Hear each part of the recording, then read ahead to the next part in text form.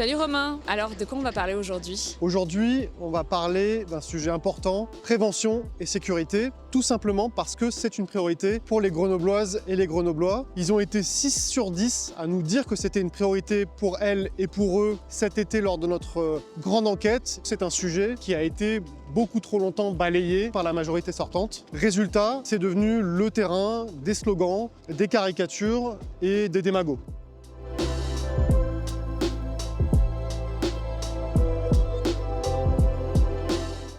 L'action socio-éducative, elle a une importance pour rompre avec l'isolement de certains jeunes. C'est cet aller vers qui permet de rompre la solitude et d'enclencher une dynamique de changement chez les jeunes qui parfois n'osent pas demander de l'aide parce que c'est difficile quand on est un jeune de ne pas se faire influencer par des réseaux, de trouver des réponses qui sont un petit peu faciles. Une police municipale de proximité joue un rôle auprès des habitants de rassurance, un véritable rôle social. Il faut plus de moyens. Avoir des recrutements d'agents qui croient au projet, de la formation, ne pas lésiner sur la formation. Et surtout, ce qui est extrêmement important, c'est de travailler ensemble, c'est de coopérer avec tous les acteurs de la sécurité. Tous les bailleurs doivent coopérer ensemble sur un territoire. Ils doivent coopérer aussi avec évidemment les municipalités. Ils doivent coopérer avec l'État. Bref, on réinvente la proximité puisqu'on y est.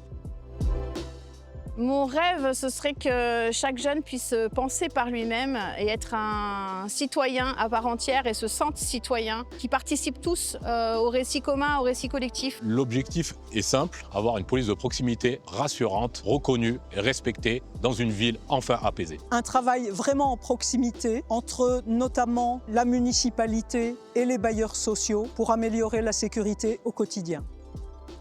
Ce que nous prévoyons pour Grenoble est extrêmement clair, remettre de l'humain là où il en manque. Ça veut dire pour nous l'embauche de 80 agents et agentes répartis en une police municipale de proximité dans tous les quartiers, une police des transports pour sécuriser les déplacements au quotidien et troisièmement des équipes de médiateurs et de médiatrices pour apaiser les situations, agir en amont.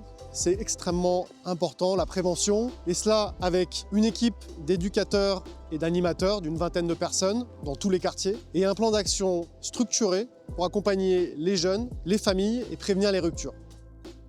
Nous faisons un choix simple, travailler ensemble, être sur le terrain, agir tôt, et nous assumons une chose, c'est d'être en capacité de parler de sécurité. Parce que quand on évite le sujet, on laisse libre cours aux discours simplistes, aux approches démagogues et aux mesures les plus régressives. En 2026, ouvrons la voie à une ville où chacune et chacun peut vivre, se déplacer, travailler en se sentant en sécurité.